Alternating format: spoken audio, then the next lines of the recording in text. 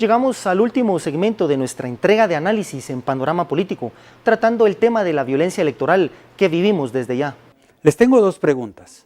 ¿Cuáles consideran ustedes son las causas que en cada época electoral se produce una violencia que afecta en su mayoría de veces a alcaldes que buscan la reelección o bien candidatos a las alcaldías en el interior del país? ¿Y cómo piensan ustedes que se podría evitar esta situación? Bueno, ni modo, siempre el tema del financiamiento creo que es una de las principales causas de la violencia y también una de las principales soluciones, sobre todo el control del financiamiento de los partidos políticos o bien el financiamiento correcto de los partidos políticos, que es ser el estatal. Yo creo que la apuesta que le hacen los candidatos en cargos locales es lo que lo despierta muchísimas pasiones. Hace poco leía de dos hermanos que estaban confrontados porque estaban compitiendo por diferentes partidos. O sea, esto rebasa cualquier barrera, el tema de las pasiones que levantan los procesos electorales y sobre todo en las localidades, en las áreas rurales, es que yo creo que es determinante para que se produzca este tipo de violencia. ¿Sabes qué? Yo ojalá que fuera pasión del ciudadano, pasión del político por la política. Ah, no, es por dinero, obviamente. Pero es por dinero, es una pasión por plata, por negocios. Y es por el poder que se puede adquirir teniendo en su poder, valga la palabra, la administración pública. Y esto se da en medio de que un candidato quiere, es como un tipo de revanchismo entre los políticos por adquirir la alcaldía, ¿verdad? Un candidato fuerte tiene menos posibilidades que otro, entonces otro decide quitarlo del camino o del y a veces de forma muy violenta. Yo pienso que hay dos factores también aquí. El caso de los alcaldes, por ejemplo, en el hecho de que no tienen la prohibición, por ejemplo, de una reelección. Entonces también esa ambición por seguir manteniendo el poder hace que crear un mayor ambiente de conflictividad, por ejemplo, en los municipios. Eso por un lado. Y por el otro, que las alcaldías gozan de cierta independencia en su administración pública. Entonces, exacto, entonces esto genera un mayor conflicto, por ejemplo, entre los negocios que se manejan dentro de una alcaldía y que al final vamos a eso, ¿verdad?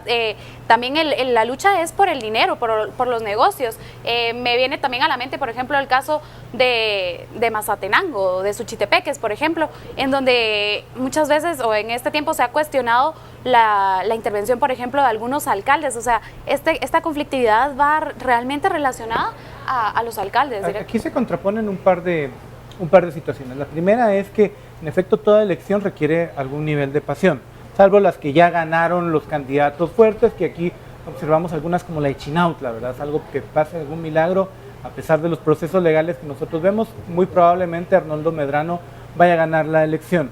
O en Santa Catarina Pinula, como pasaba con Antonio Coro, pero bueno, él ya se retiró. Ese es un factor. El otro es, en efecto, hay comunas que le interesan a organizaciones criminales mantener el control.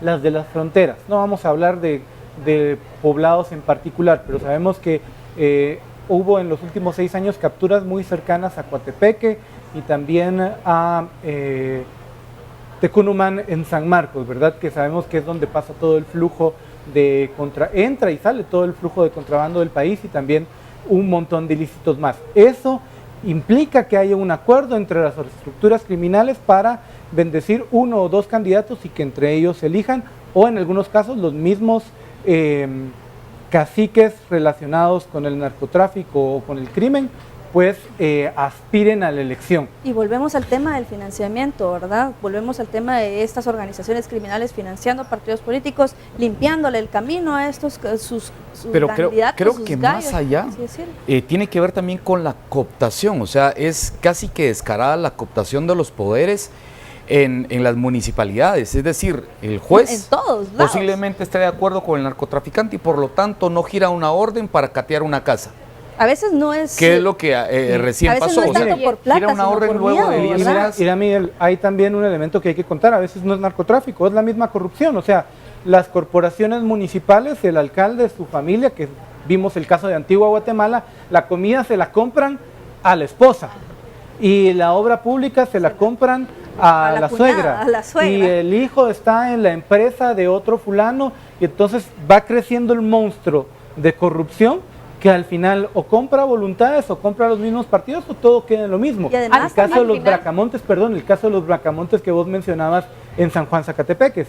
Son dos hermanos muy cercanos que lo que quieren es ver quién va a ser el alcalde, pero la corporación y el negocio va a quedar en Y familia. además todos los candidatos con los que hemos platicado, y ustedes han sido testigos porque han sido pláticas en grupo, nos han indicado que acá se cobra mínimo unos 7 millones por tener el derecho de estar en la De papeleta. estar en la alcaldía. Aparte, lo que se paga en propaganda, lo que se paga en giras, lo que se paga en todo lo demás. Sí, ¿De y dónde esto- sale y esa esto plata? también- ¿Alguien la va a y esto cobrar? también Al porque final, los ¿Cómo partidos- regresa ese dinero a la bolsa de los candidatos que buscan la reelección? O de los Al final, financistas. son atractivas empresas para un político el hecho de una alcaldía. Está el tema de los fideicomisos, que es donde se maneja mucho, Claro. el pago de ornato. Es mucho dinero el cual se maneja. Y esto también porque al final a los gobiernos y a los partidos políticos les interesa tener esta representación local porque esto les va a garantizar, sí, les garantiza mayor Es- poder es a un nivel general. asunto- es complementando lo que tú decías, es un asunto de diseño, ¿verdad? Tenemos Nuestro un sistema minuto. ¿Cuáles electoral- serían las soluciones? A ver, yo creo que va por ahí. Nuestro sistema electoral tiene un problema, que es que el Partido Nacional no forma bases, sino va a buscar liderazgos en las locaciones para alquilar los votos de la gente, el acarreo de la gente para poder tener fuerza en lo nacional. Pero esas bases no se forman bien precisamente por el transfugismo que hay. Entonces un político o un alcalde se cambia de partido cada 4 años por tal de buscar la Creo reelección que con el partido que se sabe definitivamente se necesita una reforma a la ley electoral y de partidos políticos y eso creo que todos coincidimos con eso. Se tiene que hacer, se tiene que garantizar que la plata que se están gastando estos candidatos sea dinero lícito y que se pueda Y fiscalizar. yo Se nos ha acabado agregaría el una tiempo. locura, una última locura, deberíamos de tener la elección municipal a mitad de periodo presidencial y no al mismo tiempo, Gracias, porque eso Otto. nos obliga a hablar más de política. Gracias, Otto Ángeles. Así como hemos concluido esta entrega de Panorama Político, los esperamos el próximo sábado. ¿Por qué en Guatemala suceden linchamientos y castigos que están fuera de la legislación? ¿Será que acaso vivimos en una cultura de violencia? ¿Es tradición o es que las personas están cansadas de la falta de justicia? Aquí las opiniones. Pero crea un daño psicológico y aumenta más la violencia de la sociedad. Como miran que la seguridad de nuestro país no hace nada, prefieren hacer ellos la justicia.